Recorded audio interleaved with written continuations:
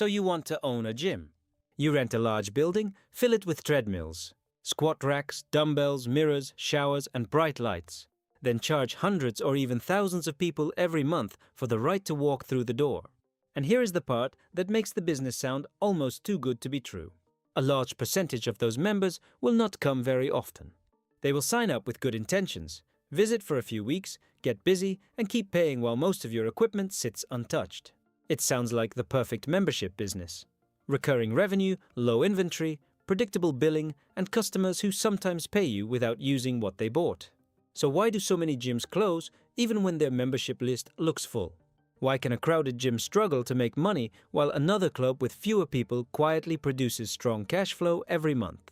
The answer is that a gym is not really an equipment business. It is a retention, capacity, and real estate business disguised as a place to work out. Once you understand that, the economics become much clearer. Let's start with the size of the opportunity. In 2025, roughly 81 million Americans belong to a gym, studio or other fitness facility, and more than 100 million used one through memberships, day passes, guest privileges, or other arrangements. That is an enormous customer base, and it keeps growing because fitness is no longer treated as a short-term hobby by everyone. For many people, it is part of their identity, their social life, their health routine, and the way they manage stress. But the word gym covers several completely different businesses. A low-cost gym might charge a small monthly fee and rely on thousands of members sharing one large room full of equipment. A mid-market gym charges more, offers classes and better amenities, and needs members to see enough value to stay. A boutique studio sells a specific experience such as cycling, Pilates, boxing, or strength training, often at a much higher price per visit. And a premium athletic club may include pools, cafes, spas, childcare, sports courts, and enough services to feel more like a private country club than a room with weights. These models may all sell fitness, but their economics are not remotely the same. The low-cost model wins through volume and operational simplicity. The boutique model wins through community, specialization, and pricing power. The premium model wins by capturing more of each member's lifestyle spending. And the ordinary independent gym gets into trouble when it tries to offer all three at once. Before a single member signs up, the owner has to make one of the biggest decisions in the entire business: where the gym will live. Location matters, but not in the same way it matters for a coffee shop. A gym does not always need the most expensive retail corner in the city because members are willing to travel a little farther for a facility they use repeatedly. But it still needs convenient access, parking, visibility, the right local population, and enough space to handle peak hour demand. The lease is where many owners become trapped. A gym requires heavy floors, showers, plumbing, ventilation, electrical upgrades, sound control, locker rooms, and a layout designed around large equipment. Once that money is buried inside the building, moving becomes painfully expensive. If the landlord raises the rent, refuses a renewal, or allows a competing gym into the same property, the owner cannot simply pack everything into boxes and reopen next week. The machines can move. The expensive build-out usually cannot. Then comes the equipment itself. A beginner sees a treadmill, a bench, and a rack of dumbbells. A real gym needs cardio equipment. Selectorized machines, cable stations, free weights, racks, benches, flooring, storage, cleaning systems, access control, cameras, lockers, computers, and often specialized equipment for different member groups. And none of it lasts forever. Cardio machines contain motors, belts, screens, bearings, and electronics that fail under constant use. Upholstery tears. Cables stretch. Dumbbells disappear. Benches loosen. Even large fitness chains plan to replace major equipment on a cycle measured in years, not decades. That means equipment is not only a startup cost. It is a permanent capital expense hiding in the future. The owner who spends every dollar opening the gym and leaves nothing for replacement has not finished the investment. They have simply delayed part of it. Now let's talk about the part everyone loves: recurring membership revenue. Large gym chains build their models around automatic monthly billing because predictable dues are incredibly valuable. One major low-cost chain reported that more than 90% of its corporate and franchise revenue came from recurring sources such as monthly dues, annual fees, and royalties. It also collected most membership payments through direct bank transfers, which reduces the problems caused by expired credit cards. That is what makes gyms attractive to investors. The rent is due every month, but the membership payments also arrive every month. Theoretically, that creates stability. In practice, the stability depends on keeping the member long enough to recover the cost of acquiring them. A gym may spend money on advertising, promotions, sales staff, free trials, discounted opening offers, and waived enrollment fees to get one person through the door. If that person cancels after 2 months, the gym may never recover what it spent to sign them up. This is why the most important number is not total memberships.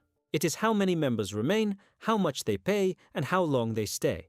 And this is where the famous idea of members paying without attending becomes more complicated. Yes, a member who rarely visits, creates almost no wear, uses little water, and does not crowd the equipment.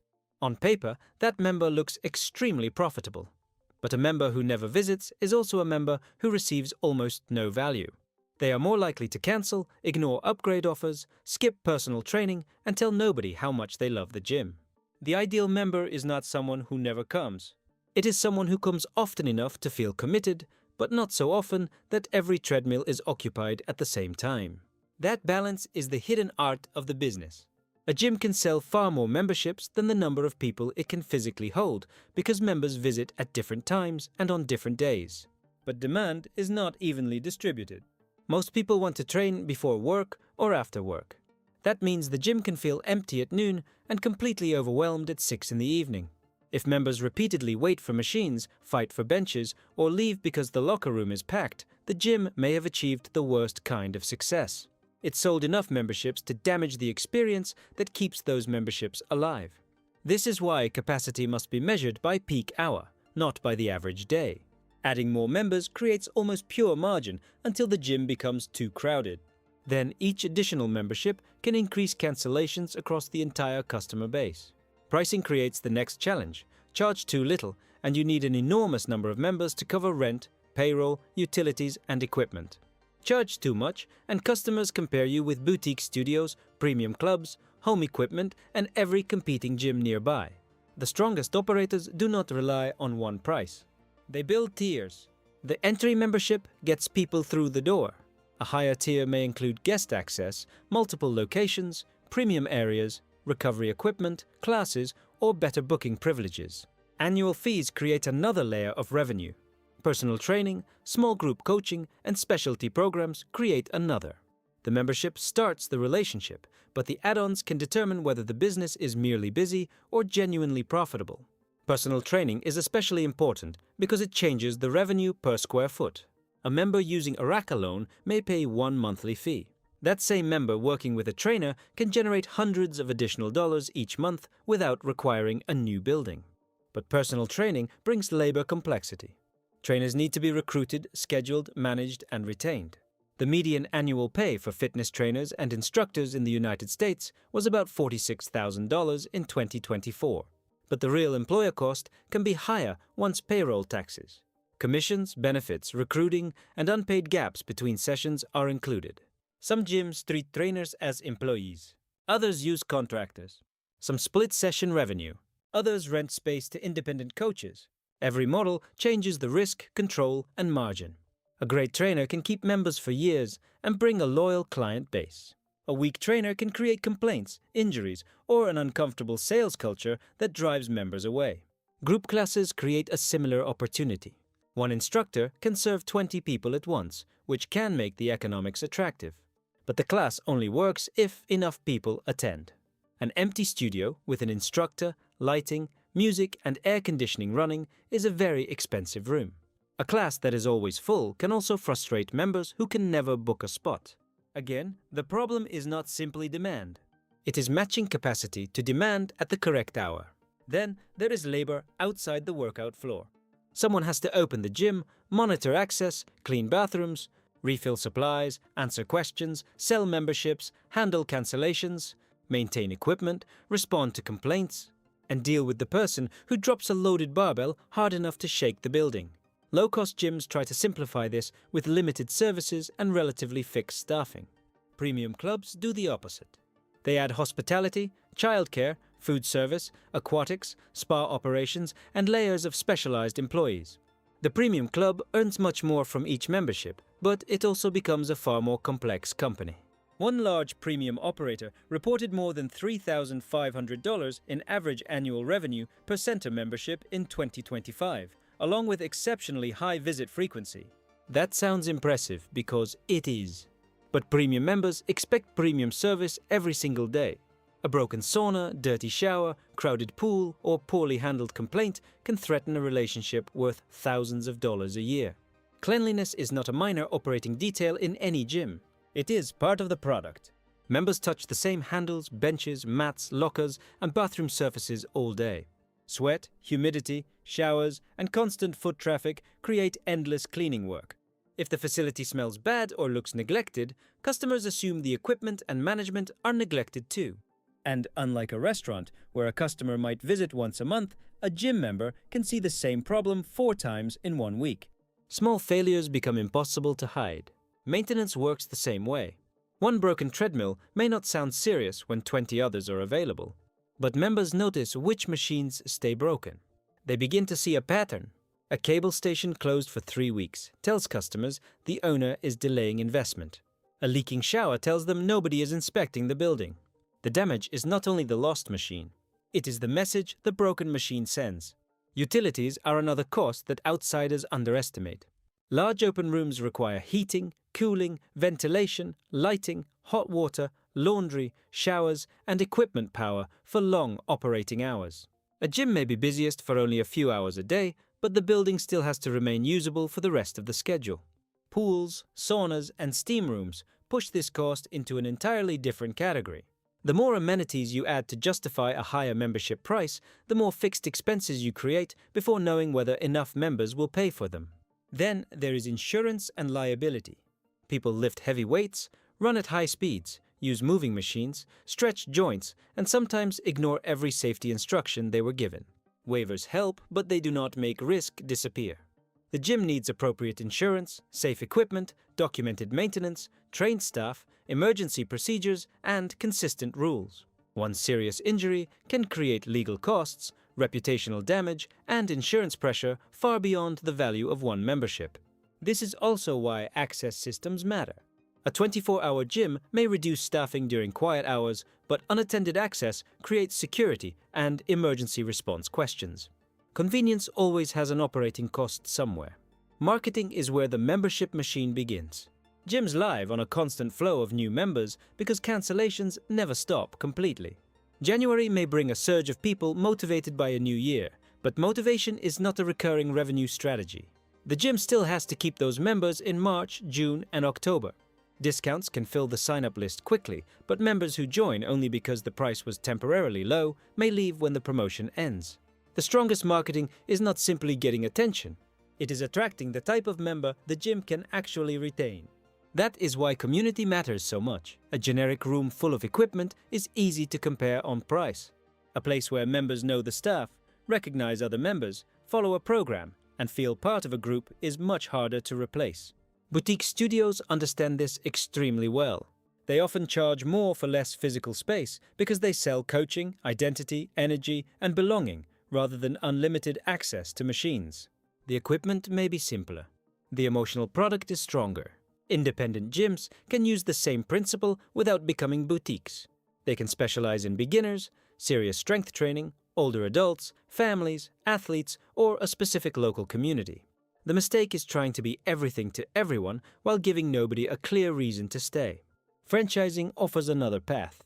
A franchise can provide brand recognition, operating systems, vendor relationships, marketing support, software, and a tested membership model. But the franchisee pays for that support through initial fees, royalties, advertising contributions, equipment requirements, and less freedom. The owner does not simply buy a famous name. They enter a system with rules. That system may reduce certain mistakes, but it cannot rescue a bad location, excessive debt, or weak local management. The dominance of multi-unit franchisees in large gym systems tells you something important. Professional operators often prefer owning several clubs because scale allows them to share management, marketing knowledge, maintenance teams, and purchasing power. By the third or fourth location, they are no longer managing one gym. They are managing a portfolio. But scale only helps when the unit economics already work. Multiplying a weak gym creates a larger, weak company. Now let's put real numbers around a hypothetical independent gym. Imagine a mid-sized facility with a broad equipment floor, a small group class studio, several trainers, and around 1,800 active members. Assume the average collected membership revenue is roughly $42 per member each month after discounts and different membership tiers. That produces a little over $75,000 in monthly membership revenue. Personal training, classes, drinks, and other services might add another $15,000 in a solid month. Now the business is bringing in roughly $90,000. That sounds excellent until the expenses arrive. Rent and property-related costs might consume $18,000. Payroll for front desk staff, cleaners, managers, instructors, and commissions might take $28,000. Equipment financing and replacement reserves might require $10,000. Utilities could take $7,000. Insurance, repairs, cleaning supplies, software, merchant fees, and marketing might consume another $18,000. In this illustrative scenario, the gym produces less than $10,000 in monthly operating profit before taxes, major surprises, and possibly before paying the owner a full market salary. That is not a bad business. But it is not effortless wealth generated by unused treadmills. Now imagine a strong year. Membership grows above 2,000, premium tiers sell well, trainers stay busy, and cancellations remain controlled. Revenue rises much faster than rent because many expenses are fixed. The gym can suddenly produce very attractive profit. This is operating leverage working in the owner's favor. Now run the opposite scenario. Membership falls toward $1,400 or $1,500 after a competitor opens nearby. The gym discounts heavily to replace cancelled members. Personal training slows. A major air conditioning repair arrives. Payroll and rent barely move. The same building that produced a healthy profit can move into a monthly loss surprisingly fast. That is operating leverage working in the other direction. The difference between the strong gym and the struggling gym is not whether people in the city want to exercise. Plenty of people want to exercise. The difference is whether this particular gym can acquire the right members, keep them long enough, serve them without overcrowding, and earn enough from each relationship to support the building around them. The owners who struggle often focus on the visible product. They buy more machines. They add another room. They copy a competitor's class schedule. They run a cheaper promotion. But the owners who build durable businesses focus on the invisible system. They measure cancellations, attendance patterns, trainer performance, peak hour capacity, equipment downtime, customer acquisition cost, average revenue per member, and the reasons people stop coming. They understand that a cancelled membership is rarely caused by one dramatic event. It is usually the result of a relationship slowly weakening. The member loses momentum. The gym stops communicating. The equipment feels crowded. The locker room looks tired. A billing issue is handled badly. Then one day the customer cancels, even though the real decision began months earlier. So, can owning a gym make you rich? Yes, but not simply because people pay and fail to show up. The best gyms do not build their entire model around unused memberships. They create enough value that customers continue paying, enough engagement that members form a habit, enough capacity that the club remains comfortable, and enough additional services that each location earns more than basic access fees alone could support. A gym is not a warehouse full of exercise equipment. It is a subscription business built around human motivation, and human motivation is unstable. People get excited, lose discipline, return, cancel, start again, and change their goals. The owner cannot control all of that. But the owner can build a system that makes staying easier than leaving. And that is the real product. Not the treadmill. Not the dumbbells. Not even the workout. The real product is continuity.